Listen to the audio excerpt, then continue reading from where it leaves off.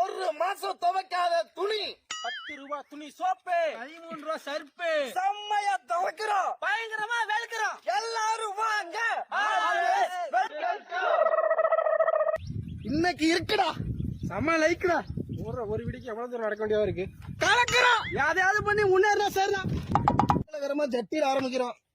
பனியா T shirt சட்டை சட்டை socks pant பனியா pant pant சட்டை.